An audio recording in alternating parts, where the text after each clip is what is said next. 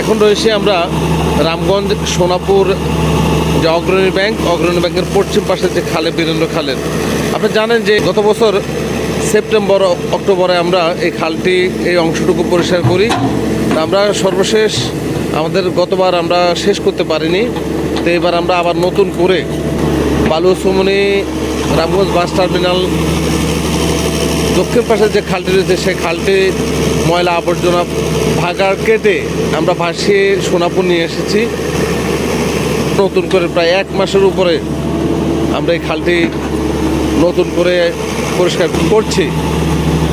আমরা আসলে যে কবে মানুষ হব সেটা আমাদের বোধগম্য নয়, কারণ এই খালটি পরিষ্কার করার পরেও 15-2 মাস পর্যন্ত পরিষ্কার করার পরেও যে সকল বাজারের ব্যবসায়ী রয়েছেন রামগঞ্জ, সোনাপুর, মৌলভীবাজার, রামগঞ্জ বাস টার্মিনাল এবং বালুয়াচুমনি, এবং অনুরোধ করছি বিনয়ের সাথে যে আপনার খালে ময়লা আবর্জনা ফেলবেন না, ভাগাড়ে পরিণত করবেন না। আপনি জানেন 2024-এর ফলনকারী জলাবদ্ধতা এবং বন্যার কারণে রামগঞ্জ উপজেলায় প্রায় 3 মাসের অধিক সময় বন্যা কবলিত ছিল, জলাবদ্ধতা নিমজ্জিত ছিল। লক্ষ লক্ষ মানুষ কষ্ট পেয়েছে, পানিতে ভোগান্তি শেষ ছিল না, কিন্তু তারপরও আপনাদের বোধ দেওয়া হয়নি। আমরা অনুরোধ করব যে খাল পরিষ্কারে রাখা দায়িত্ব সকলের। আমাদের 2025-এর জুলাই মাসের 14 জুলাই আমরা রামগঞ্জ পৌরসভার প্রশাসক এবং রামগঞ্জ উপজেলা নির্বাহী অফিসার সাইদ মোহাম্মদ রবিন শীষের সার্বিক তত্ত্বাবধানে নতুন করে খালের পরিষ্কারের বাকি রয়েছে সে অংশটুকু আমরা পরিষ্কারে আবারও এই রামগঞ্জ হাজীগঞ্জ বীরেন্দ্র খালে নেমেছি। আমাদের খাল পরিষ্কার অব্যাহত রয়েছে। আজকেও আমাদের আমরা দেখছেন হয়তো কচুরিপানা উঠছে, কিন্তু না, কচুরিপানাও পড়ে রয়েছে নিচে সম্পূর্ণ সব পলিথিন, বক্সিট এবং আপনাদের ফেলা ময়লা আবর্জনার ভাগাড়।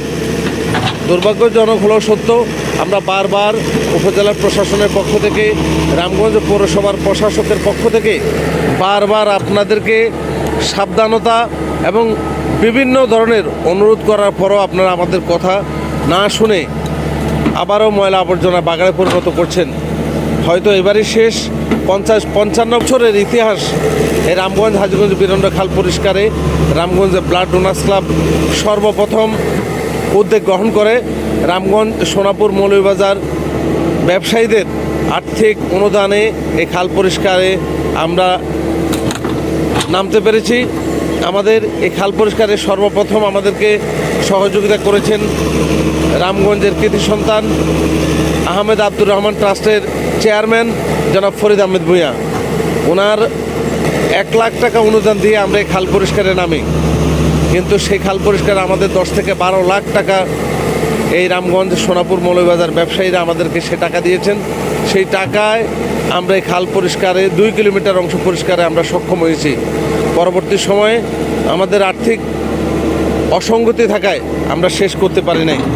এবার 2025-এ যেন বন্যায় মানুষ কষ্ট না পায়, জলাবদ্ধতায় মানুষ কষ্ট না পায়, রামগঞ্জ পৌরসভার প্রশাসক এবং রামগঞ্জ উপজেলা নির্বাহী অফিসার SM রবিন শীষ ওনার আন্তরিকতায় আমরা আবারও রামগঞ্জ পৌরসভার অর্থায়নে খাল পরিষ্কারে বাকি অংশ পরিষ্কারে আমরা উদ্যোগ গ্রহণ করেছি। ইনশাল্লাহ আমাদের আরও কিছুদিন কার্যক্রম অব্যাহত থাকবে।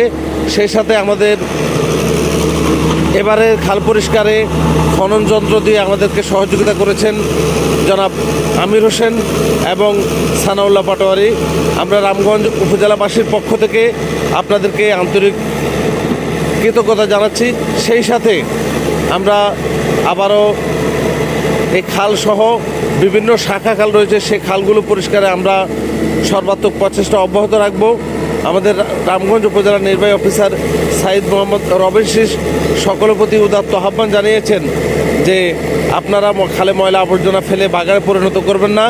নির্ধারিত স্থানে ডাস্টবিন স্থাপন করা হয়েছে এবং ভ্রাম্যমাণ ডাস্টবিন থেকে শুরু করে স্থায়ী ডাস্টবিন নির্মাণ করা হয়েছে।